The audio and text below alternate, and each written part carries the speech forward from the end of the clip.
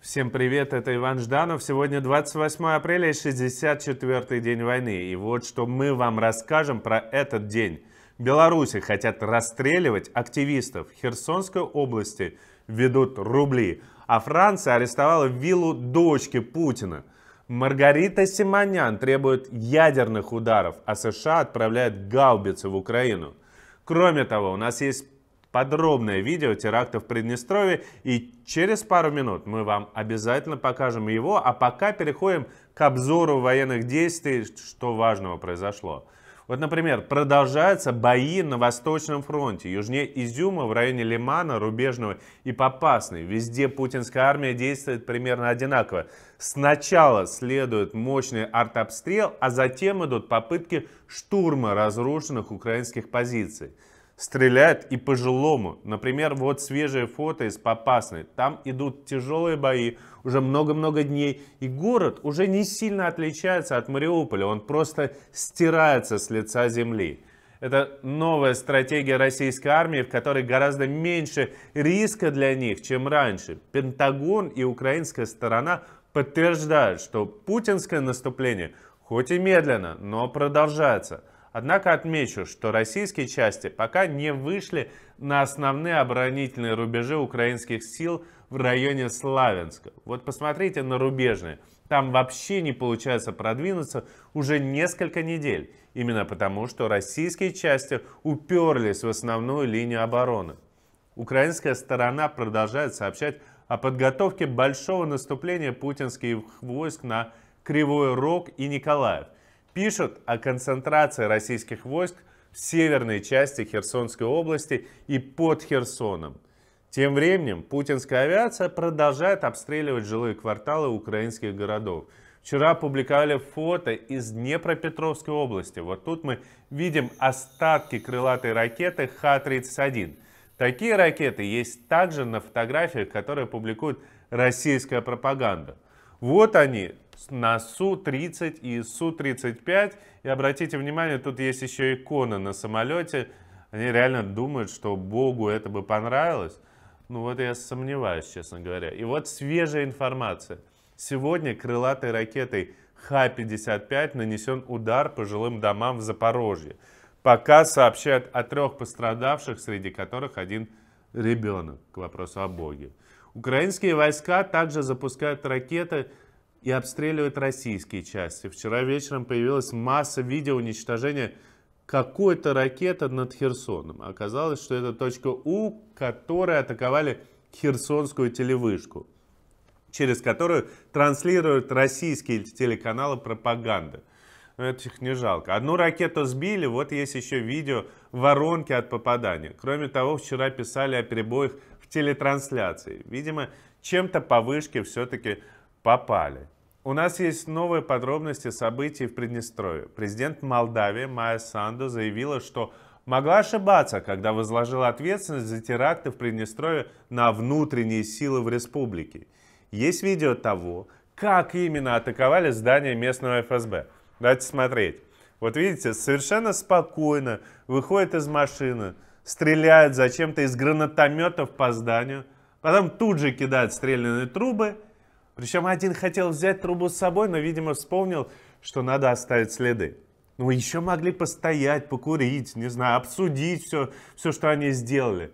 Это вот выглядит буквально как образцовая просто провокация. Вот из того же разряда, что взорванный старенький УАЗик в Донецке или разрушенный сарай. Я напомню, что именно это стало предлогом для начала войны.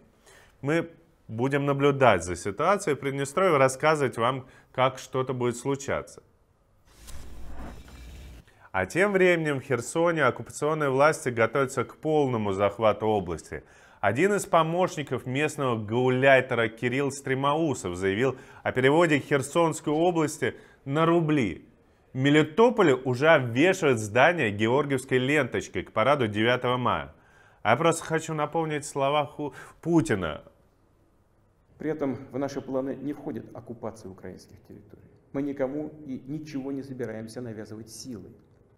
Но что мы всегда помним про Путина? Что он врет всегда. Иногда он врет днем, иногда ночью, иногда врет, когда спит, иногда, когда не спит, когда кушает, до обеда и после. Он врет всегда. Никакие его слова нельзя воспринимать однозначно. Вот вам очередное доказательство.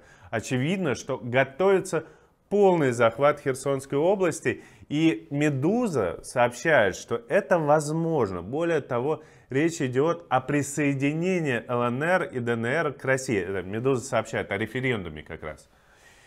И вот он заявляет, что уже четко идентифицированы 5939 жертв среди мирного населения. То есть они буквально знают имена и фамилии каждого из 2787 убитых и 3152 раненых.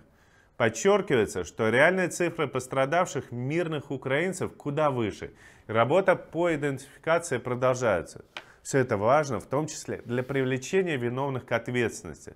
43 страны, и это рекорд, подали заявление о нарушениях законов ведения войны в Украине.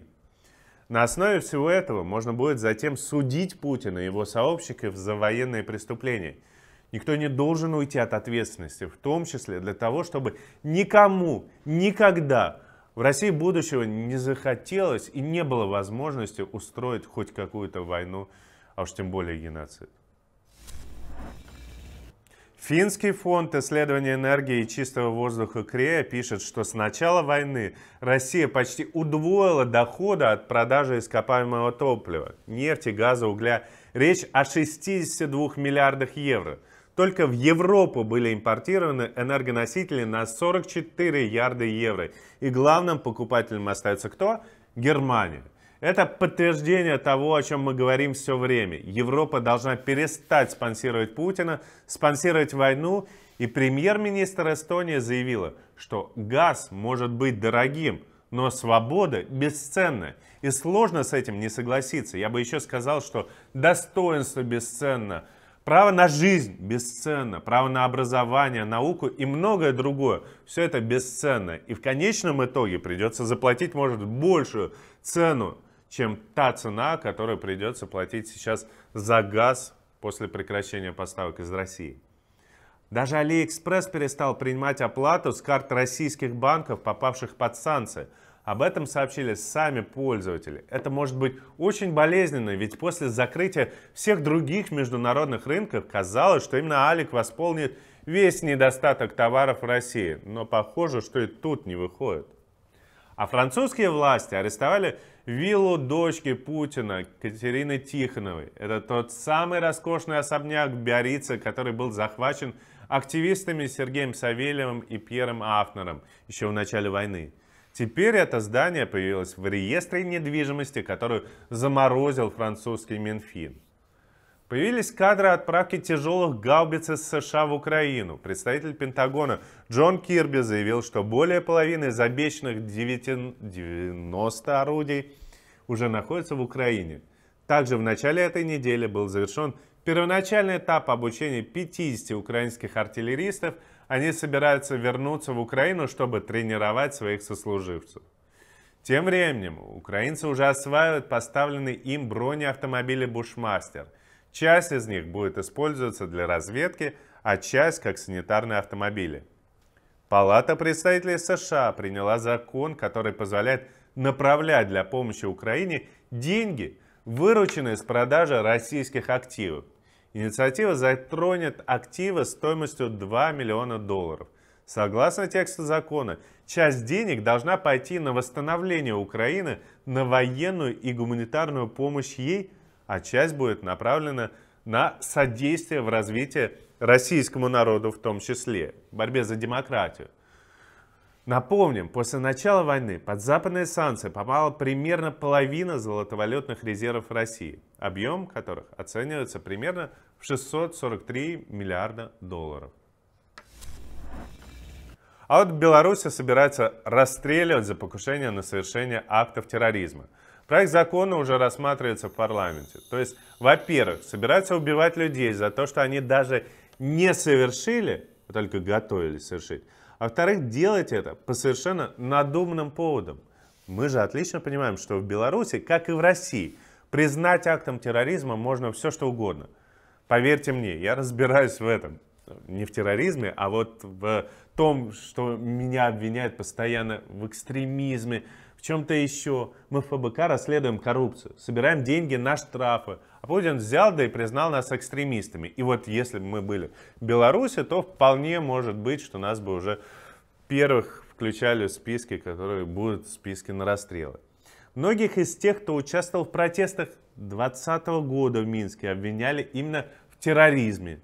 Тем более мы знаем, как часто задерживают абсолютно сторонних людей, чтобы обвинить их в подготовке терактов.